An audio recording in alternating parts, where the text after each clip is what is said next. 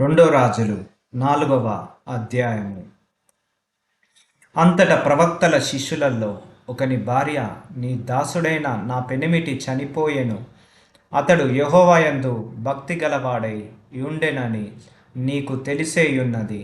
ఇప్పుడు అప్పులవాడు నా 2 కుమారులు తనకు దాసులుగా ఉండుటకై వారిని పట్టుకొని పోవుటకు వచ్చి ఉన్నాడని ఎలీషాకు మొర్రపెట్టగా, ఎలీషా, నా వలన నీకేమి కావలెను? నీ ఇంటిలో ఏమి ఉన్నదో అది నాకు తెలియజెప్పమనెను. అందుకామె, నీ దాసురాలనైన నా ఇంటిలో నూనె కుండ ఒకటి ఉన్నది, అది తప్ప మరేమీ లేదనెను. అతడు, నీవు బయటికి పోయి నీ ఇరుగు పొరుగు వారందరి యొద్ద దొరకగలిగిన వట్టి పాత్రలన్నింటినీ ఎరువు పుచ్చుకొనుము. అప్పుడు నీవు నీ ఇంటిలోనికి వచ్చి నీవును నీ కుమారులను లోపల నుండి తలుపు మూసి ఆ పాత్రలన్నింటిలో నూనె పోసి నిండినవి ఒక తట్టున ఉంచుమని ఆమెతో సెలవీయగా, ఆమె అతని యొద్ద నుండి పోయి తానును కుమారులను లోపల నుండి తలుపు మూసి కువరులు తెచ్చిన పాత్రలలో నూనెను పోసెను. పాత్రలన్నీ నిండిన తరువాత ఇంకా పాత్రలు తెమ్మని ఆమె తన కుమారునితో చెప్పగా, వాడు మరేమీ లేవని చెప్పెను. అంతలో నూనె నిలిచిపోయెను. ఆమె దైవజనుడైన అతని యొద్దకు వచ్చి సంగతి తెలియజెప్పగా, అతడు, నీవు పోయి ఆ నూనెను అమ్మి నీ అప్పు తీర్చి మిగిలిన దానితో నీవును నీ పిల్లలను బ్రతుకుడని ఆమెతో చెప్పెను. ఒక దినమందు ఎలీషా షూనేము పట్టణమునకు పోగా, అచట గనురాలైన ఒక స్త్రీ భోజనమునకు రమ్మని అతని బలవంతము చేసెను గనుక అతడు ఆ మార్గమున వచ్చినప్పుడెల్లా ఆమె ఇంట భోజనము చేయుచూ వచ్చెను. కాగా ఆమె తన పెనిమిటిని చూచి మన యొద్దకు వచ్చును పోవుచుడ్డ వాడు భక్తిగల దైవజనుడని నేను ఎరుగుదును. కావున మనము అతని గోడ మీద ఒక చిన్న గది కట్టించి అందులో అతని కొరకు మంచము, బల్ల, పీట, దీపస్తంభము నుంచుదుము. అతడు మన యొద్దకు వచ్చినప్పుడెల్లా అందులో బస చేయుచు వచ్చెనని చెప్పెను. ఆ తర్వాత అతడు అక్కడికి ఒకానొక దినమున వచ్చి ఆ గదిలో చొచ్చి అక్కడ పరుండెను. పిమ్మట అతడు తన దాసుడైన గెహాజీని పిలిచి ఈ షూనేమీయురాలిని పిలువమనగా వాడు ఆమెను పిలిచెను. ఆమె వచ్చి అతని ముందర నిలవబడినప్పుడు అతడు, నీవు ఇంత శ్రద్ధగా భక్తులు మాయందు కనపరిచితివి, నీకు నేనేమి చేయవలెను? రాజుతోనైనను సైన్యాధిపతితోనైనను నిన్ను గూర్చి నేను మాట్లాడవలెనని కోరుచున్నావా అని అడుగుమని గెహాజీకి ఆజ్ఞ ఇయ్యగా వాడు ఆ ప్రకారము ఆమెతో అనెను. అందుకామె, నేను నా స్వజనులలో కాపురమున్నానెను. ఎలీషా ఆమె నేనేమి చేయకోరుచున్నదని వాణ్ణి నడగగా, గెహాజీ, ఆమెకు కుమారుడు లేడు, ఆమె పెనిమిటి ముసలివాడని అతనితో చెప్పెను. అందుకతడు ఆమెను పిలువమనగా వాడు ఆమెను పిలిచెను. ఆమె వచ్చి ద్వారమందు నిలువగా ఎలీషా మరుసటి ఏట ఈ ఋతువున నీ కౌగిట కుమారుడుండుడని ఆమెతో చెప్పెను. ఆమె ఆ మాట విని, దైవజనుడవైన నా ఏలినవాడ, అలాగు పలకవద్దు, నీ దాసురులైన నాతో అబద్ధమాడవద్దు అనెను. పిమ్మట ఆ స్త్రీ గర్భవతి అయి మరుసటి ఏట ఎలీషా తనతో చెప్పిన కాలమున కుమారుణ్ణి కనెను. ఆ బిడ్డ ఎదిగిన తర్వాత ఒకనాడు కోత కోయు వారి యొద్దనున్న తన తండ్రి దగ్గరకు పోయి అక్కడ ఉండగా వాడు, నా తలపోయెనే అని తన తండ్రితో చెప్పెను.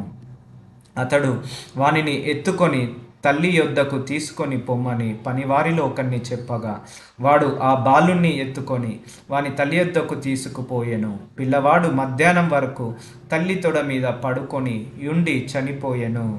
అప్పుడు ఆమె పిల్లవాని దైవజనుని మంచము మీద పెట్టి తలుపు వేసి బయటికి వచ్చి, ఒక పనివానిని ఒక గాడిదను నా యొద్దకు పంపుము, నేను దైవజను యొద్దకు పోయి వచ్చేదనని తన పెనిమిటితో ఆమె అనగా, అతడు, నేడు అమావాస్య కాదే, విశ్రాంతి దినము కాదే, అతని యొద్దకు ఎందుకు పోవుదు అని అడగగా, ఆమె, నేను పోవుట మంచిదని చెప్పి గాడిదకు గంత కట్టించి తాను ఎక్కి తన పని వానితో, శీఘ్రముగా తోలుము, నేను నీకు సెలవిచ్చితేనే గాని నిమ్మలముగా తోలవద్దనెను.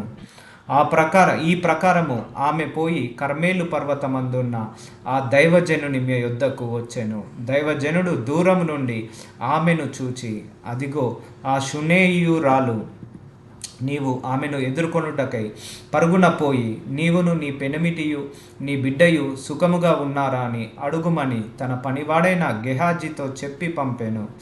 అందుకామె సుఖముగా ఉన్నామని చెప్పెను. పిమ్మట ఆమె కొండ మీదనున్న దైవజనుని యొద్దకు వచ్చి అతని కాళ్ళు పట్టుకొనెను. గెహాజీ ఆమెను తొలివేయుటకు దగ్గరకు రాగా, దైవజనుడు, ఆమె బహు వ్యాకులముగా ఉన్నది, యెహోవా ఆ సంగతి నాకు తెలియజేయక మరుగు చేసెను, ఆమె జోలికి పోవద్దని వానికి ఆజ్ఞ ఇచ్చెను.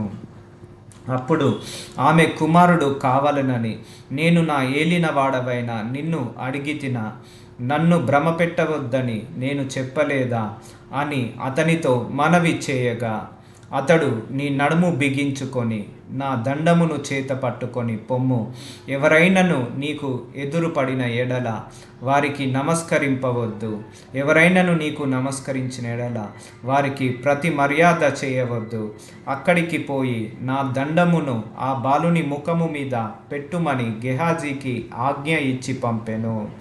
తల్లి ఆ మాట విని, యెహోవా జీవము తోడు, నీ జీవము తోడు, నేను నిన్ను విడవనని చెప్పగా అతడు లేచి ఆమెతో కూడా పోయెను.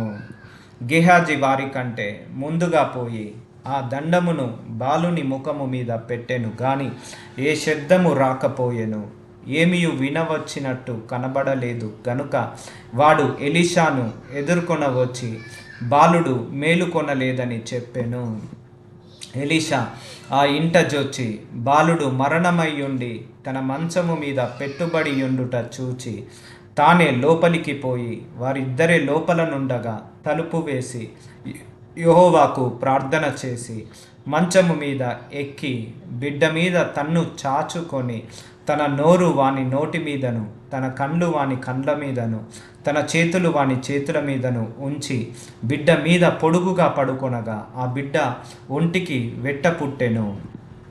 తాను దిగి ఇంటిలో ఇవతల నుండి అవతలకు ఒకసారి తిరిగి నడిచి మరల మంచము మీద ఎక్కి వాని మీద పొడుగుగా పడుకొనగా బిడ్డ 7 మార్లు తుమ్మి కండ్లు తెరిచెను. అప్పుడతడు గెహాజీని పిలిచి ఆ షునేమీయురాలిని పిలుచుకొని రమ్మనగా వాడు ఆమెను పిలిచెను. ఆమె అతని యొద్దకు రాగా అతడు, నీ కుమారుణ్ణి ఎత్తుకొనుమని ఆమెతో చెప్పెను. అంతటా ఆమె లోపలికి వచ్చి అతని కాళ్ళ మీద సాష్టాంగపడి లేచి తన కుమారుణ్ణి ఎత్తుకొని పోయెను.